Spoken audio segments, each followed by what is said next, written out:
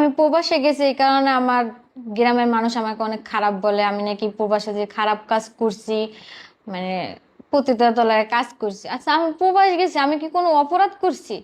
আমি তো আমার ফ্যামিলির জন্যই গেছি, আমার ছোট ছোট ভাই বোন ছিল, তাদেরকে ভবিষ্যতের কথা চিন্তা করেই গেছি। আমার ঘরে বাবা নাই, মা আছে। আমার মা মানে অনেক কষ্ট করে প্রবাসে পাঠাইছে। কিন্তু এখন যখন গ্রামে আসছি, গ্রামের মানুষ আমাকে নিয়ে নানান ধরনের কথা বলে, খারাপ কথা বলে। মানে খুব কষ্টে আমার বিয়ে শাদী হইতেছে না এখন। আচ্ছা আপু, এই যে আপনি বললেন যে প্রবাসে গিয়ে আপনি অপরাধ করেছেন, আপনি দোষ করেছেন, যার কারণে এখন আপনার এলাকায় বদনামে রটাচ্ছে আপনার নামে। আসলে এই যে আপনি প্রবাসে গিয়েছিলেন কেন? কারণ আমার ফ্যামিলিতে যে অবস্থা ছিল, আমার আম্মার জাগা জমি যা ছিল তাই বিক্রি করে আমার প্রবাসে পাঠাইছে। আমার ফ্যামিলিটা যাতে ভালোভাবে চলে, আমার ভাই বোন গুলা যাতে ভালোভাবে লেখাপড়া করে দাঁড়াইতে পারে, ভালো কিছু করতে পারে, এই কারণে তো যেন একটা সরকারি চাকরি পায়। আমার ফ্যামিলির জন্য আমি কষ্ট করছি, আমি এমন কোনো কাজ করি না প্রবাসে যাই খারাপ কোনো কাজ করি না। যারা প্রবাসে যায় তারা কি সবসময় খারাপ কাজ করে? সবাই কি খারাপ কাজে যায়? আচ্ছা, আচ্ছা, আপনার জায়গায় যদি কোনো একটা ছেলে যেত তাহলে মনে হয় না তার নামে এই ঘটনাটা হতো? না, এটা হয়তো হতো না, কারণ সে হয়েছে ছেলে, আমি হয়েছি মেয়ে, আচ্ছা, অনেকটাই তফাৎ। আচ্ছা, আপনি প্রবাসী গিয়ে কি মানে কি বিষয় গিয়েছিলেন এবং হচ্ছে কিসের কাজ করেছেন ভাই, প্রবাসী? আমি প্রবাসে জর্ডানে গেছি, গার্মেন্টস বিষয়ে কাজ করছি, আমি গার্মেন্টস বিষয়ে গেছি। আচ্ছা, আসলে জর্ডানে আপনি কত বছর ছিলেন? 4 বছর ছিলাম আমি। 4 বছর ছিলেন, আচ্ছা। হ্যাঁ। আচ্ছা, এই যে আপনি যে 4টা বছর জর্ডানে কাটিয়ে আসলেন, সেই উপার্জিত অর্থ, সেই টাকা পয়সা মূলত কি করছেন? টাকা পয়সা আমার ফ্যামিলির কাছে দিছি। ফ্যামিলির হ্যাঁ, কাছে আমার দিয়েছেন? মায়ের কাছে টাকা পাঠাইছি। ভাই বোন লেখাপড়া করছি। ভাই, আমার একটা ছোট ভাই এখন অনার্স পড়ে, আর একটা মনে করেন অনার্স শেষ করে মানে একটু হালকা আচ্ছা, গ্রামের চাকরি আছে। মানুষ নিয়ে আমি একটু কথা বলতে চাচ্ছি। গ্রামের মানুষ মূলত আপনাকে এখন কি বলে, আর কেন কেন আপনার বিয়ে হচ্ছে না? বিয়ে হচ্ছে না বলতেছে আমি প্রবাসে ছিলাম, আমি খারাপ কাজ করছি, নাহলে এত টাকা আমি কই পাইছি, বা ভাই বোন কিভাবে লেখাপড়া করাইলাম, একটা বাইরের চাকরি দিলাম, সরকারি চাকরি পাইলো। তো এখন এরা এই মানে নানান ধরনের নানান ভাবে কথা মানে কইতেছে। আপনার নামে হচ্ছে মানে কুচক্রী মহল কিছু যে দুর্নাম ছড়াচ্ছে যেন আপনার বিয়েটা না হয়। হ্যাঁ, এরকমই। আচ্ছা, আপনি কখনো প্রেম ভালোবাসা করেছেন কিনা কারোর সাথে? না ভাই, আমি কারোর সাথে প্রেম ভালোবাসা করি না, কারণ আমার ফ্যামিলি নিয়ে খুব চিন্তায় থাকতাম আচ্ছা, আমি। আপনার আপনার আপনার বিয়ে হয়েছিল কিনা আগে পরে?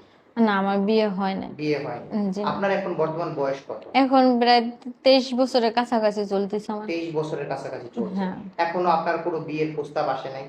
না, বিয়ের বিয়ের প্রস্তাব? প্রস্তাব যদি আসে তাহলে মনে করেন মানুষে অনেক ধরনের কথা বলে যে মাইয়া প্রবাসে ছিল, মাইয়া ভালো না, মাইয়া মানে খারাপ কাজ করছে, এই কারণে আর মানে মানে বড় কার অব্দি কাছে আসে না। জিজ্ঞাসা করলে এলাকার আপনার হ্যাঁ। আপনার নামে এই কথাগুলো বলে দেয়, তাই তো? জি।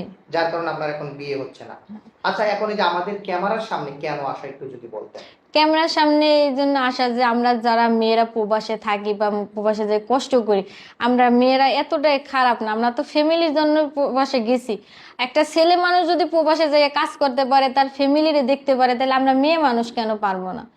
আচ্ছা, মানে নিজের পরিবারের রক্ষার্থে আপনি প্রবাসে পাড়ি জমিয়েছিলেন, এখন দেশে ফিরে কলঙ্কের বোঝা মাথায় নিয়ে জি। ঘুরে এখন বেড়াচ্ছেন। মনে করেন আমি ফ্যামিলির বড়, আচ্ছা, আচ্ছা, আমার যদি একটা বড় ভাই থাকতো তো তার আমার যাওয়া হইতো না, আচ্ছা। আজকে আমি সংসার করতে পারতাম। এখন যেহেতু আমি ঘরের মেয়ে, বড় মেয়ে, আমার তো একটা দায়িত্ব আছে। জি। And মা অসুস্থ, ছোট ভাই বোন তারা রয়েছে, তাদেরও একটা দায়িত্ব আছে। এখন আচ্ছা, এই চিন্তা করেই তো আমি প্রবাসে পা বাড়াইছি। আচ্ছা। তো এখন এই যে আপনি আমাদের ক্যামেরার সামনে আসছেন, এখন কি ভালো কোনো ছেলে খুঁজতে আসছেন কিনা?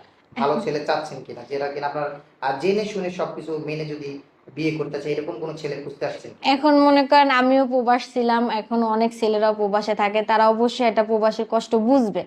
এখন মনে করেন যদি সেই রকমের কোনো দয়াবান ব্যক্তি হয়, প্রবাসী বা বাংলাদেশে যেই হোক, আমার অবস্থাটা বুঝে যদি তারা কেউ নিতে চায়, ভালো মনের হতে হবে, টাকা পয়সার দরকার নাই। আমি তার সাথে সারা জীবন সুখে দুঃখে সবসময় কাটাই দিতে রাজি, কিন্তু টাকা পয়সার দরকার নেই, শুধু একটা ভালো সংসার আমি চাই। আচ্ছা। তো এখন এই যে আপনি বললেন যে আপনি একটা সংসার করতে চাচ্ছেন, সুন্দর মনের মানুষ চাচ্ছেন। এখন সেই সুন্দর মনের মানুষটা যদি আপনার কাছে যৌতুক হিসাবে কিছু টাকা পয়সা চায় বা ঘরের আসবাবপত্র চায়, সেক্ষেত্রে কি আপনি দিতে পারবেন কিনা? এখন মনে করেন যেহেতু আমরা মেয়ে মানুষ, বিয়ে হইলে আসবাবপত্র দিতেই হয়, ওটা স্বাভাবিক, দেওয়া লাগে, অবশ্যই দেব। আর যদি এ, আপনার বাংলাদেশি কোনো ছেলে নিতে চায়, যদি কোনো সমস্যা হয়, অবশ্যই আমি তার হেল্প করব। আচ্ছা। মূলত আপনার এখন বর্তমান কত টাকা আছে? আপনার যেই টাকা দিয়ে আপনার হাসব্যান্ডকে হেল্প করতে পারবেন? এখন মূলত মনে করেন আমার ব্যাংকে 3 লাখ, হ্যাঁ, 3 কিছু লাখের টাকা মতো বা আছে, 3 লাখ হ্যাঁ। 3 লাখের মতো টাকা আছে বলে। এরকমের আচ্ছা, আছে। মানে এই টাকাটা কি আপনার হাজবেন্ডের হাতে তুলে দিবেন? এখন মনে করেন যেহেতু আমার ফ্যামিলিও আছে, সমান ভাগে দিতে হবে। হাজবেন্ডেরও কিছু দিলাম, আমার মা আছে, সে যতদিন থাকবে, বাইরে কতদিন দেখে তার কোনো ঠিক নেই। আমি মায়ের নামেও কিছু রাখতে চাই।